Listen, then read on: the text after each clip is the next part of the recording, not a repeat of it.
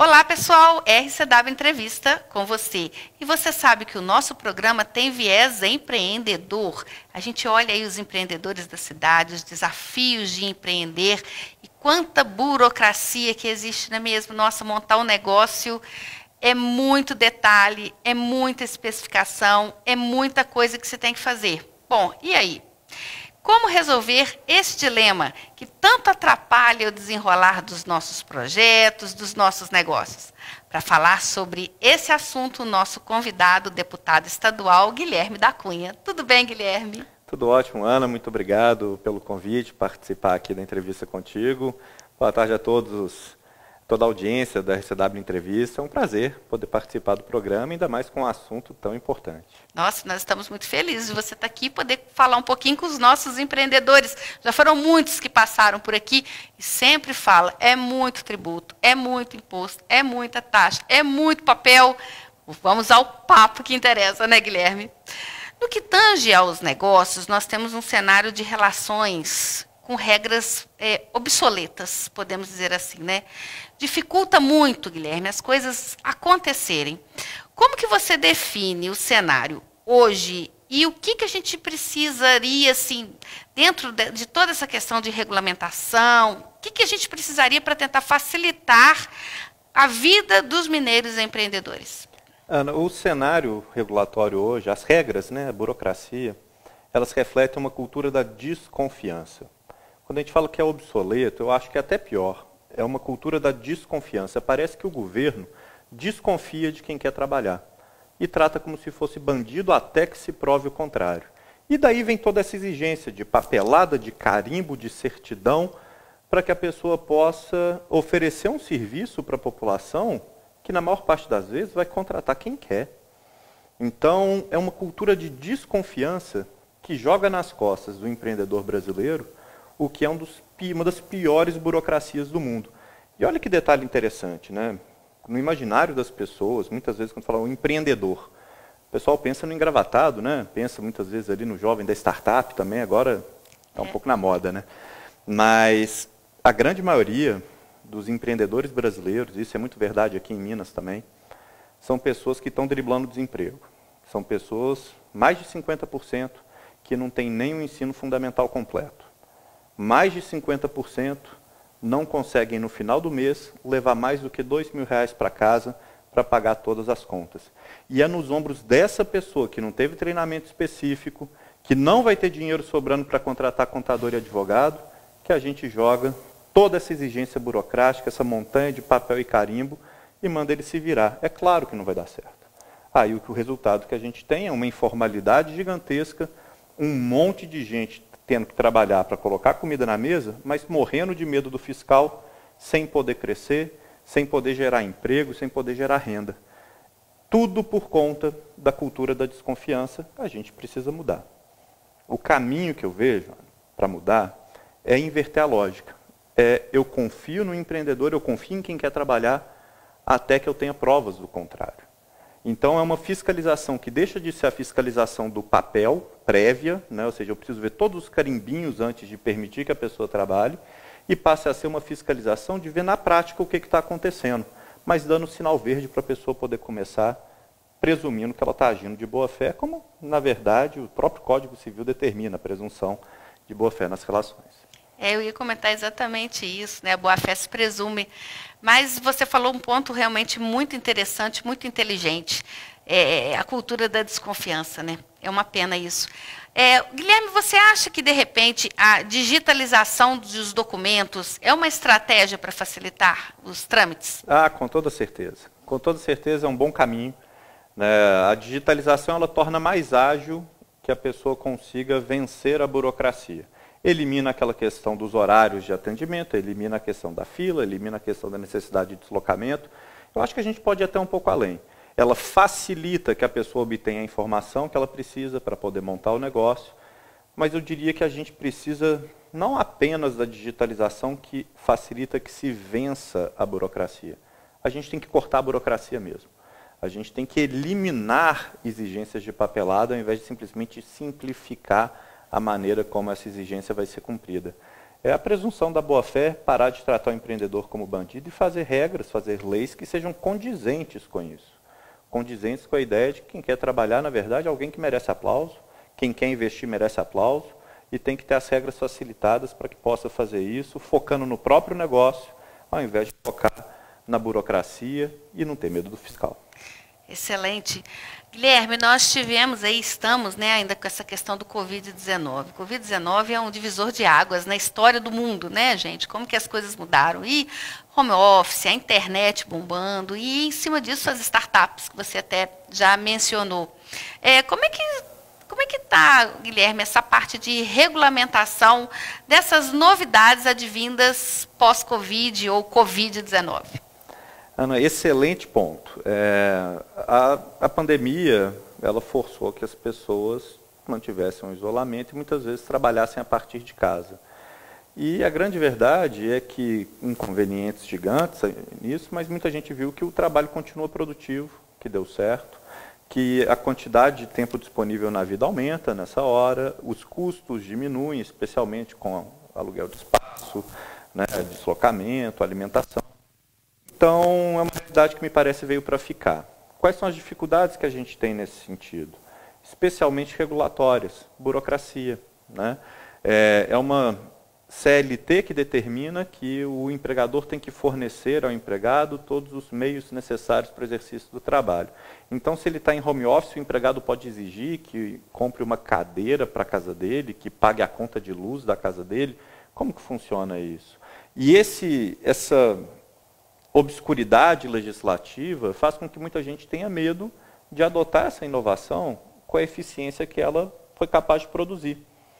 E aí a gente fica preso no atraso. A gente fica preso no atraso porque a legislação não é clara o suficiente, a gente fica preso no atraso porque as regras não permitem que quem quer inovar, quem quer fazer algo diferente daquele padrão que é feito há décadas, para não dizer às vezes séculos, possa fazer com tranquilidade.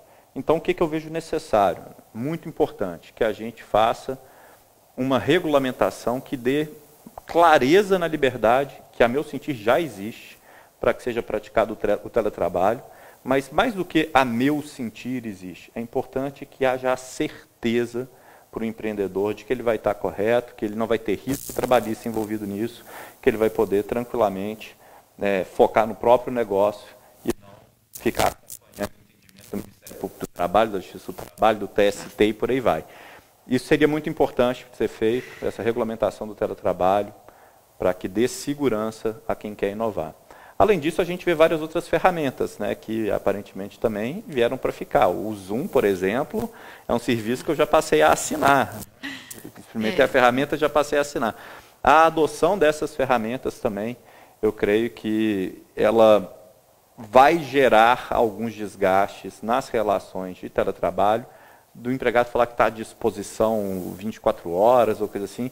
É importante também que a regulamentação trate disso e coloque muito claramente a segurança para as partes que desejam trabalhar dessa maneira poderem fazer isso sem ter medo depois de processo na justiça.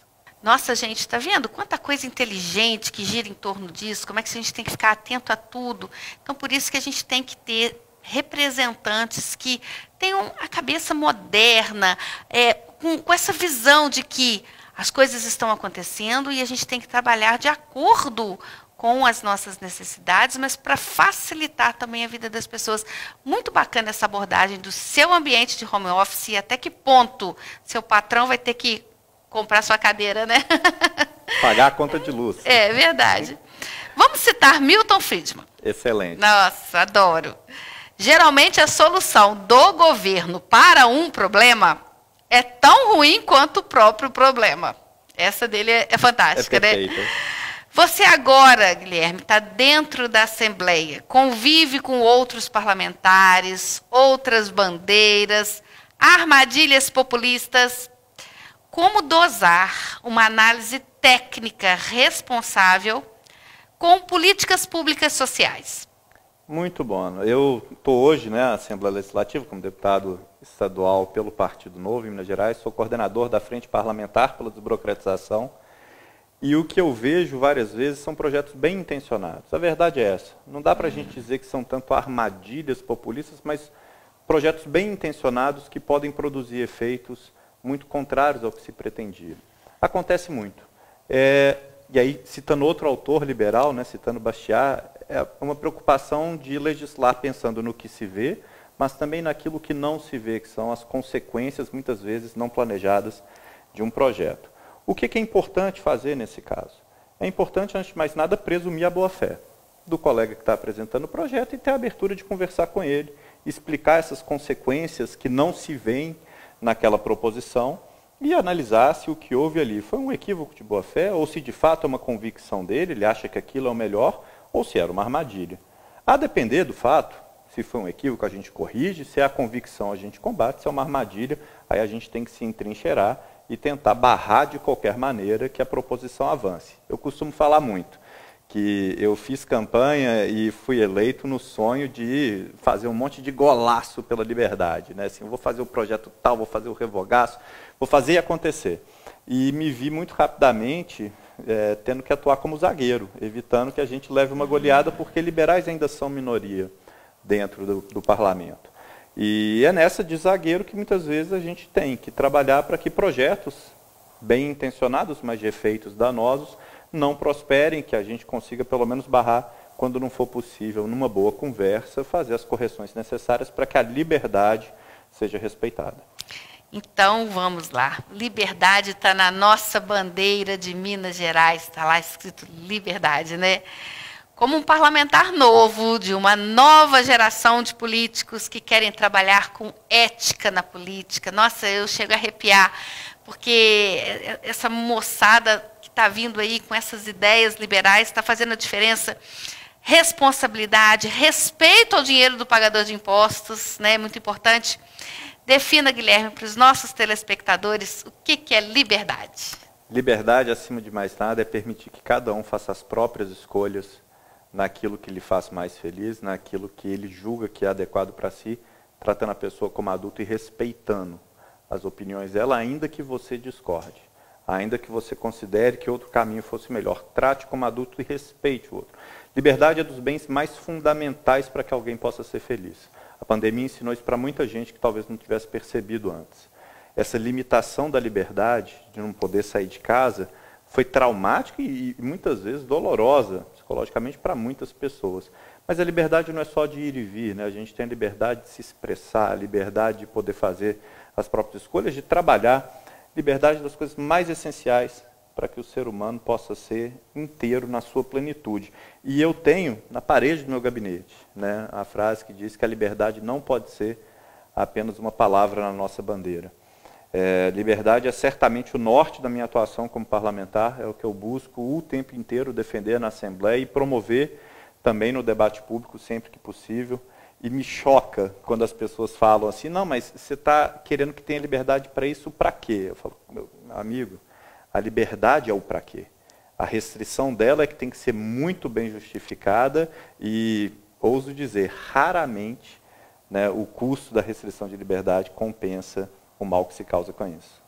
Nossa, mas que essência é essa sua frase? É uma mensagem linda que você está assim, fechando o nosso programa, deixando aos nossos jovens, né, correr atrás disso, né, Guilherme?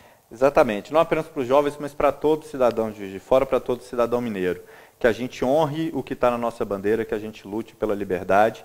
E aqui num programa de empreendedores, especialmente a liberdade de poder trabalhar, de poder investir, de poder produzir, sem ter medo do fiscal, sem ser tratado como bandido pelo Estado. Nossa, muito obrigada, Guilherme. Uma essência enorme, mensagens maravilhosas. Eu tenho certeza que tem gente aí que até anotou algumas coisas, mas vai principalmente levar no coração. Obrigada pela sua presença, Guilherme. Obrigado a você. Um grande abraço.